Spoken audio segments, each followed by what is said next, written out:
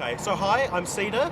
I'm in Blackburn. I'm going to be researching food from Blackburn and Lancashire. We're going to go around, have a look. We're also going to be collaborating with some students from Blackburn College. And I'm here for 5 days. Let's see what happens.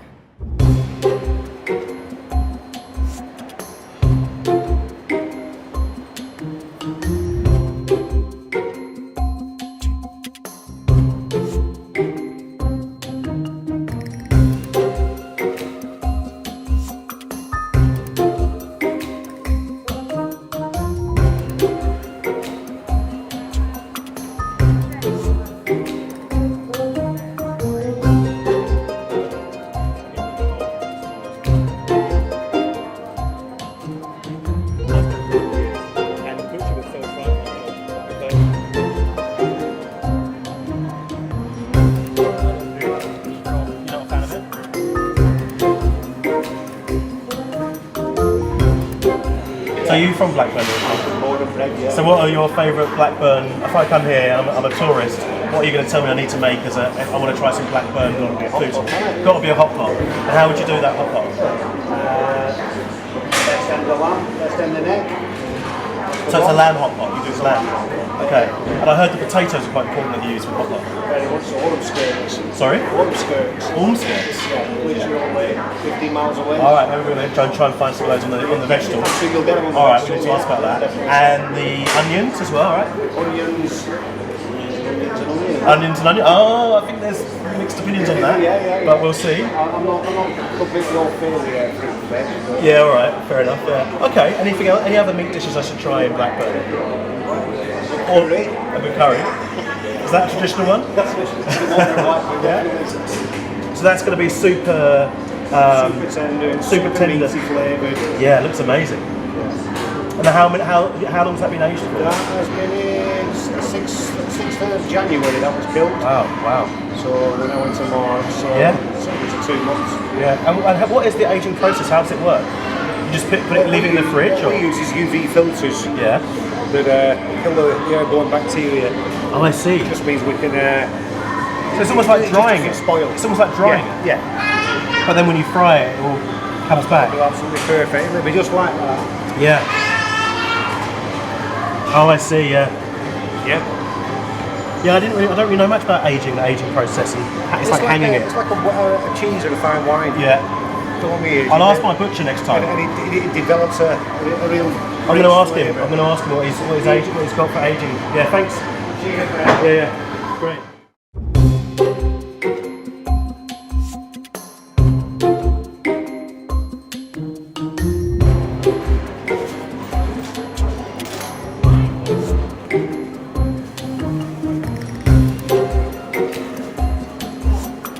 Hi, can I get butterfly, please? Yeah, you want it warming? No, that's all right, thanks. One of these round scones. What's actually in that butterfly? Butterfly is just potato and butter and onion. All right, great. It's like layers. Oh, okay, Very nice. great. Is it a traditional food from Lancashire? Yeah. Oh, great. Looking forward to trying.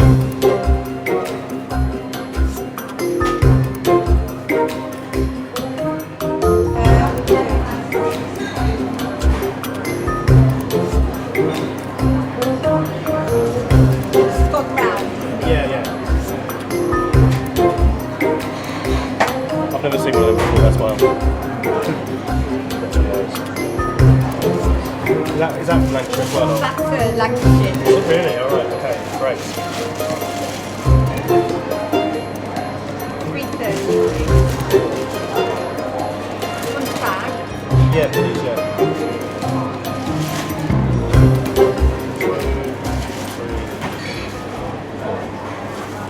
Thanks.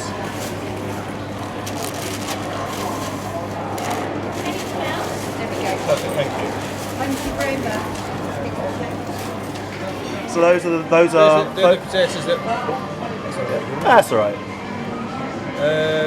And do they cook very differently to other potatoes? Yeah, I mean like pipers. These are Irish pipers. So you'll use these for like chips, frying, and roasting. Yeah. These will fry and roast. Yeah. So you won't get the same. You won't get these are like crisp on the outside, Yeah. soft and fluffy in centre. Right. When you're frying. these won't be like that. Yeah. They're a hordew potato. You were saying the cabbage. You were saying the cabbage is local as well. Yeah, the spring cabbage. See, that's it. Spring cabbage this time of year, it's done under polytunnels. Yeah. Because they can't, if they leave it outside, it'll get damaged by cold and it won't grow. It's too cold, you see. Yeah, yeah. And what about the onions? If I was doing a hot pot, what onions would I want to use? Oh, there's normal Spanish onion, yeah. Spanish onions. Yeah. Okay. So just tell me, we were just talking about the supermarkets, how you wouldn't. What you were saying about supermarkets? What do you think the effect of supermarkets has been on vegetables? Well, the green growers, it's a detrimental effect, hasn't it? People come and look at. They go into the supermarket and everything's pre-bagged. Yeah. You basically get what you're given. Yeah. This is the only angle what we have now is that you get what you want. You don't get what you're given. Yeah. And because they have to sell the stuff and they need people to come back more often, there's a shelf life to everything. So they keep things in order to last a certain length of time, whereas our stuff, because we're getting it day to day, it's fresher, it keeps a little bit longer as well. Right. So in London, I know the most of the greengrocers, I think they go to Farringdon for all their veg. That's right, yeah. So do you have a similar thing? Yeah, there's two places really we can go to around. There's Smithfields in Manchester. Oh yeah, we've got Smithfields as well. Yeah. Smithfields is the meat market in London. Yeah, that's it. Yeah, so you've got Smithfields. There's new Smithfields in Manchester, actually, and there's Caxton Road at Preston. Yeah. It's just near where the DVLA used to be. Oh, those are the parched peas. Yeah. Amazing. Can I get a photo of them? Never had them. Never had them. I'll get a little. Can I get a little pot of them just to taste them? Yeah, do you want a pot? Just a little one, yeah. Just have a bite. We're doing research into food from Lancashire. That's enough. I don't know. How do you normally have them? Do you just have them? Like that. Just have them like that. With salt and vinegar. Okay, let's try some of that as well then. Some vinegar, juicing, because the vinegar's Thank the you. best. Have you ever been to the pub normally, or just have me? No, they used to. They don't want them all. There's nobody in the pub. That's what I say, guy with white jacket used to do crab sticks. yours. Parched peas, and never seen them. They're pretty. It's more. I was telling about sarsaparilla, Yeah. just bought that all.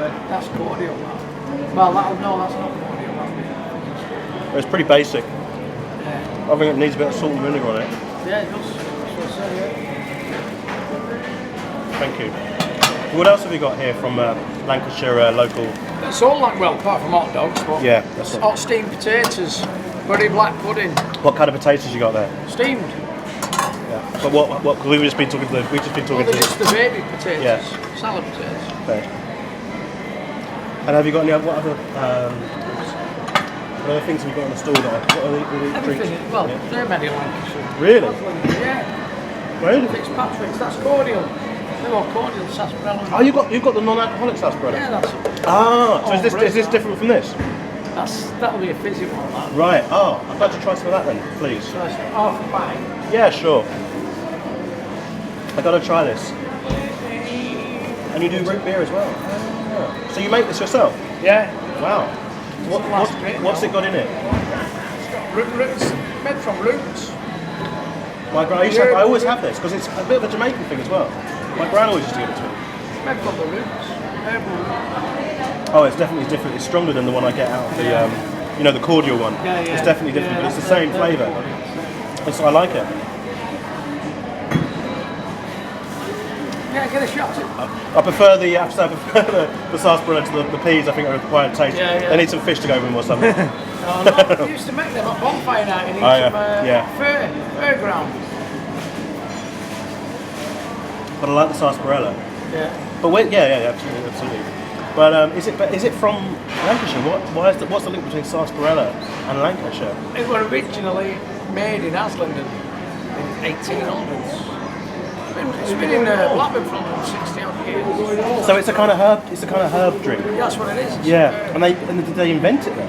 Yeah, Aslington. Asland. There was a guy who was here, and he said in New York he was sat in a cafe, and they were selling root beer, and there was a card on thing originally originated from Aslington, Lancashire. There was a card describing everything about it. Amazing. Can I try the root beer as well, please? Yeah.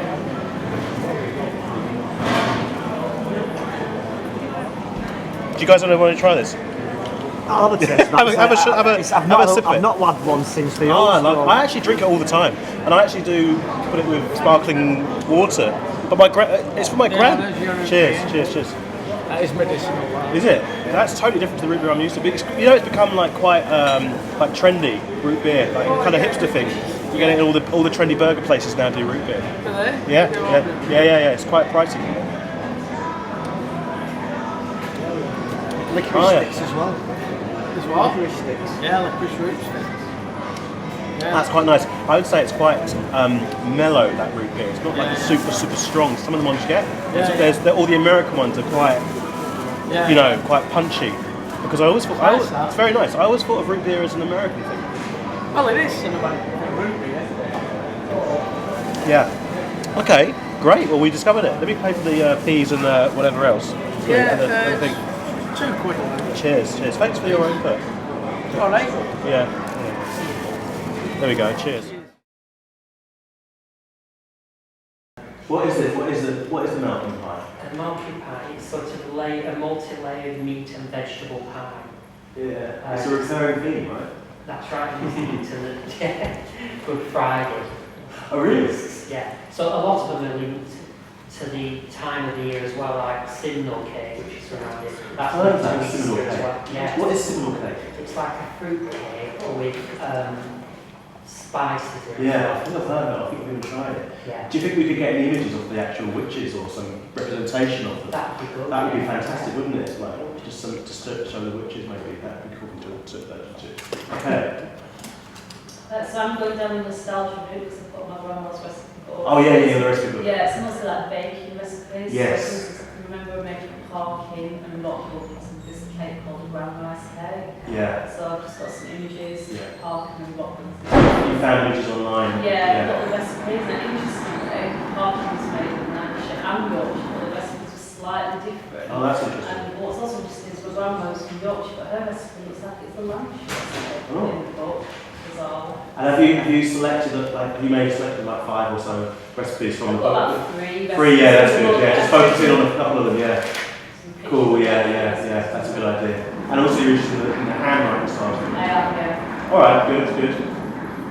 I kind of had a look at some food that I'm used to eat, and then traditional Lancashire food. But I've got quite a lot of Lancashire food down. I've never tried any of them. That's right. But you've I've heard got. about most of them. I have no idea what they are. Like Cumberland Rudnicky, one of those. Singing Hinnies. Wow. Set aside. I don't know what they are. So it needs some research. You've already got the great list as well. You've already got a great list going. I've got the image. I can't remember what's actually in them. They're all similar. But for me, like, as I mentioned earlier, when at school, the ice cream van, we used to like sell food and it's called the Icky van and get slappers. You mentioned slappers. Yeah, a slapper is a meat and potato pie on a muffin. Or you'd call it a tea cake. A meat and potato pie and a muffin is called a slapper. Yeah. We have to find the roots of this. Where does that term come from? I have no idea. I think that's something that needs a bit of research there, right? Yeah. And then you have the Manchester slapper as well. Yeah, that was the Manchester tart. Oh, sorry, the Manchester tart. I'm not really old. That's brilliant. That was brilliant. That's exactly where we want to go. Cash, we used to call that Tatiana. Tatiash. So it's a great list. You're kind of got a great list of words. I'm from Bury. So. Are you from Bury? You said it before me. You said it. I said. All right. You said Bury. Okay, so that's good. So you're on a good kind of linguistic path. Should we go to the back? Okay, well we'll have a chat then. We'll have a chat afterwards or tomorrow afterwards. And do you want to go?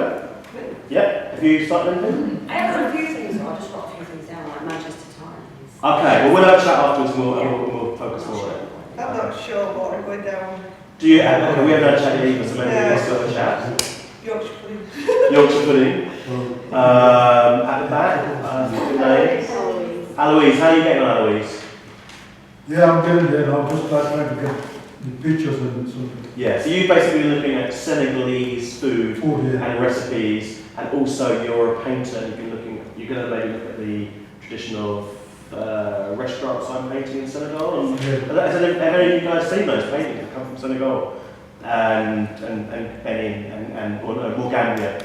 I love these paintings that you get. They're kind of just like sign paintings. They're very naive, like homemade style, but they're just super cool. And I think it could be, and they link to food as well. So it could be an interesting thing for Eloise to also look at. But right now you're going to look at the recipes, Senegalese. Anyone ever had any Senegalese food before?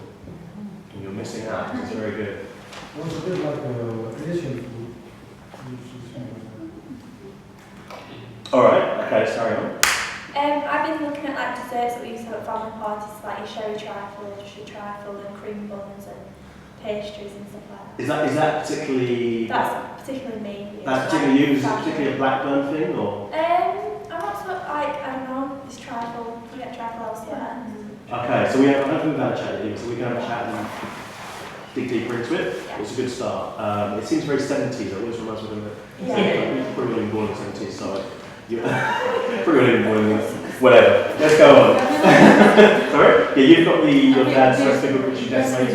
We used to like a lot of liver and onions, like braised. Sorry, what's that? Liver and onions. Yes. Like braised lamb when I was younger. But I've also been looking at like myself when I went to like Blackpool Pleasure Beach and get like the donuts from the stalls underneath the rides. Yeah. Like what I used to eat, that kind of stuff. Excellent. Okay. I've just been looking at what my grandma used to make, like when I was younger and stuff. So like meat and potato pie, hot pot, and scones and young tarts. What kind of pie? Meat and potato. Meat and potato pie, hot pot, and scones. Yeah. And there's a debate about how you say the word as well, right? Yeah. We'll get to the bottom of that. I've been looking at some older things that I've never even heard of, like fag pie, which is basically dried figs, sugar, and lard.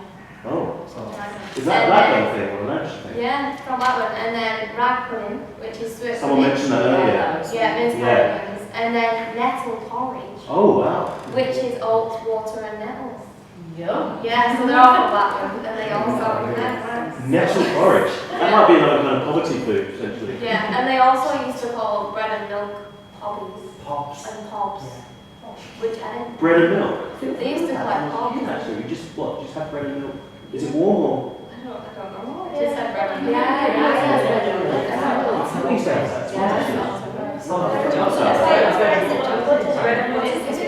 bread and butter pudding is different, isn't it? I think this is just boiled milk with just bread in it. I always had that when I was a kid.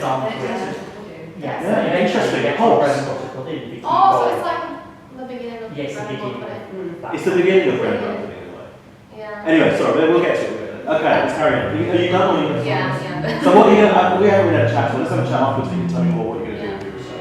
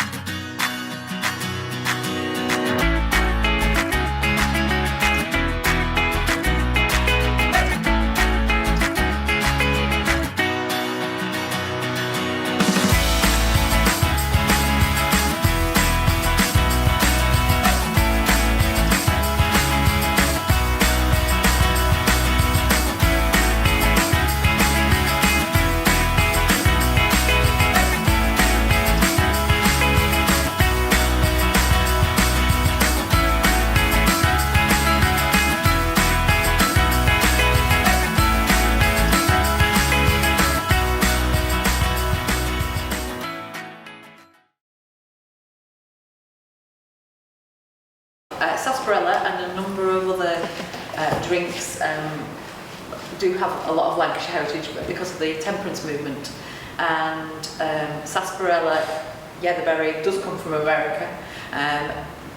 Basically, what happened was there was a movement in the early Victorian times and even before that, where a lot of factory owners and business people realised that the people who used to work for them were a little bit fond of having a tipple, and it used to create problems in manufacturing processes and things like health and safety. If somebody got their arms stuck because they were half cut in a machine, it wasn't the best thing. Also, there was a religious movement as well. It's to do with Methodism, and basically giving up the evil of drink.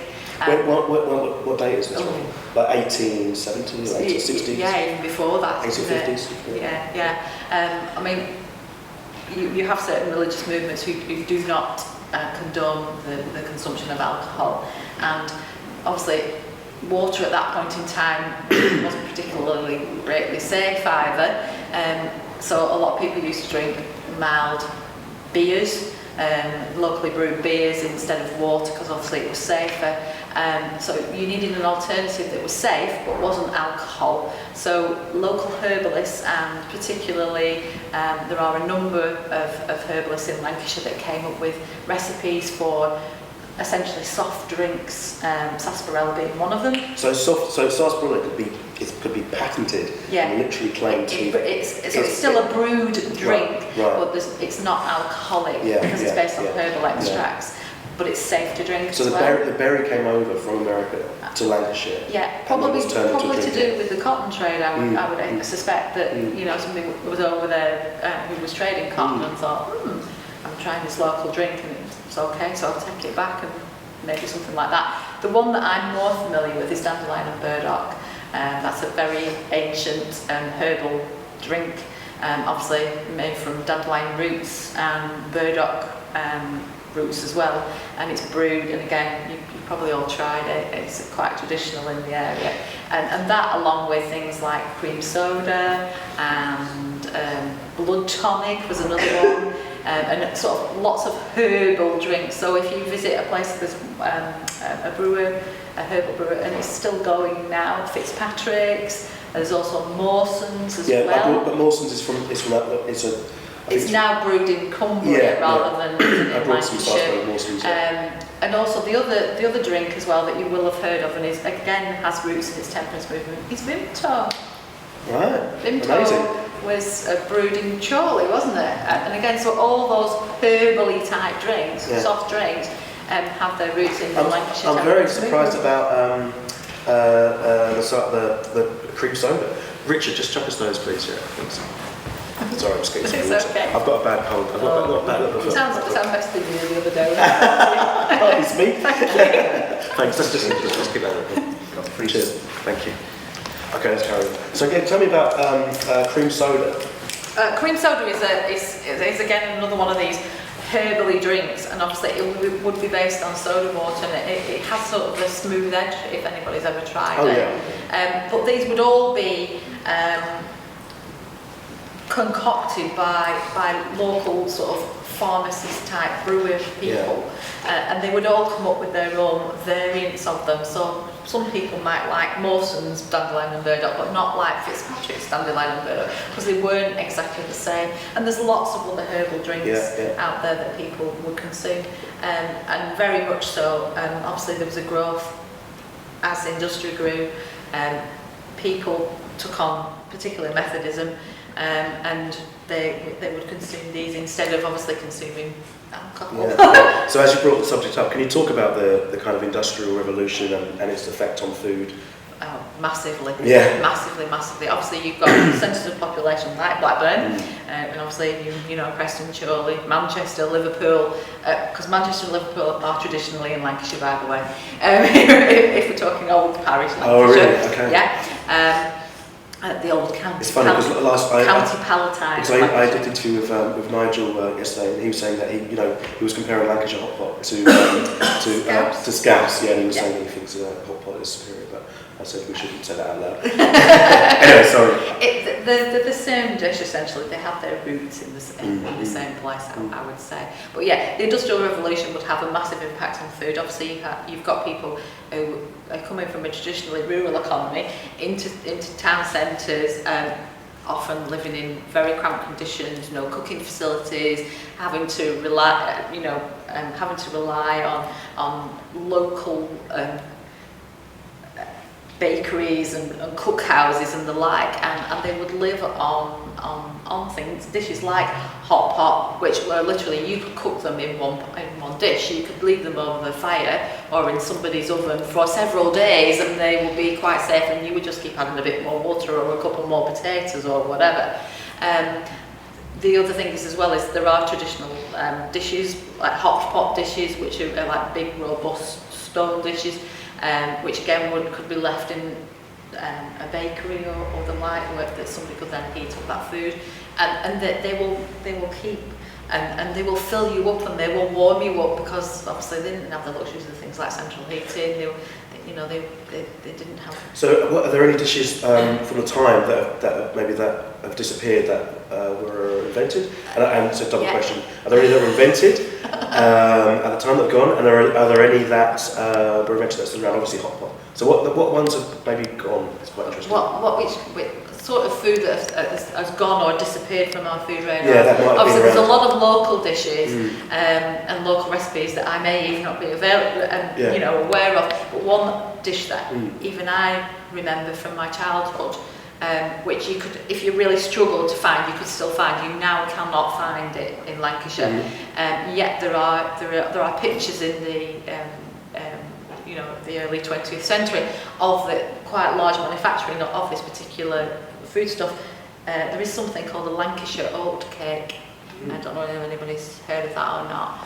It's a particular favourite of mine. It's very similar to a Staffordshire oat cake, so you can still buy Staffordshire oat cakes, but the Lancashire one was more elliptical in shape, and each bakery used to make it, and again it worked a little bit like a tortilla or a flatbread, where you could wrap things in it, or you could spread a bit of butter or a bit of jam on it, or a bit of, my dad's particular favourite was syrup, and it was quite nutritious. Obviously it was wholesome because it had ground oats in it, a little bit of flour, water, yeast, so it was quite sort of bubbly. But again, that's disappeared completely off the radar now. I don't know where you can buy that in Lancashire, and I've tried lots of different places. Don't forget the first fast food as well, fish and chips. Yeah.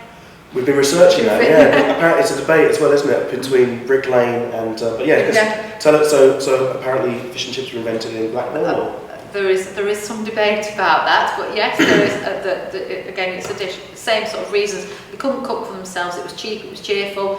It was nutritious. Also, because it was fish, obviously, it was acceptable to Catholics on Friday as well, which is one of the reasons why in Lancashire you've got things like butter pie. Yeah. Butter pie. Tried it. It's excellent, isn't it? That was because again, butter pie is now spread throughout the whole of Lancashire. But originally it was very much a Preston-centred dish, and obviously there was quite a predomination of Catholicism. What is a butter pie for people that don't know? Butter pie is a potato and onion with cooked in butter and vegetable stock normally, and then obviously encased in a traditional pie case. I was a little bit surprised when I got it, because I was expecting some meat. No. But is that, I mean, that to me does seem like a kind of very kind of working class type food. Very frugal. Very frugal very food. Is that warming, very portable. You could take it to work with you. You can serve it hot. You can serve it cold. You can serve it warm. It's tasty. It works with all the traditional accompaniments that we like in Lancashire. Things like pickles, red cabbage, beetroot, mushy peas, or another one. Or on the tea cake. Oh yes, Wigan kebab. Okay. So yeah, but in terms of dishes that have died out, there are many. I would say very local varietals of things like biscuits and cakes and breads. Whereas I think the bigger dishes, the likes of the hot pot and stews and pies and things, have tended to sort of stay being cooked. What about foods that have been invented here other than the drinks? Well, I was surprised that there was this sweet industry from here. Yeah, you've got a boiled sweet industry, particularly in sort of the hill towns really around in Lancashire, using a lot of a lot of sugar. You've also got. And when would they have come about? I would suggest probably late Victorian again. Because of the trade links that Lancashire had with the world, because of its cotton trade and to a certain extent its wool trade, I would suggest that what's happened is obviously you've got sugar, spices coming, the sort of other way. You've got cotton coming one way, and you've got sugar and spices coming the other, and the trade coming through Liverpool and Manchester. So therefore, people are going, oh, what can I do with that? Oh, right, well, we'll make cakes or we'll make sweets or whatever. Yeah. So so there's a big tradition of boiled sweet making, some quite local variants of those sweets as well. So you've got things like Uncle Joe's mint balls from Wigan, made by Santa's, still made to this day, very popular with a very unique mint flavour. Nobody else does, you know an Uncle Joe's mint ball, don't you, when you taste it? Again, there are rhubarb, rhubarb and custards, pineapple chunks and all these sort of things, but you've got Lancashire variants, things called like Lancashire imps.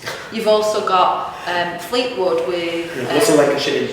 A Lancashire imp is like a licoricey, pepperminty, tiny, quite hot and quite vigorous. We like that sort of thing around here. Okay. We've obviously got Fleetwood with Fisherman's Friends. Again, Fisherman's Friends, yeah.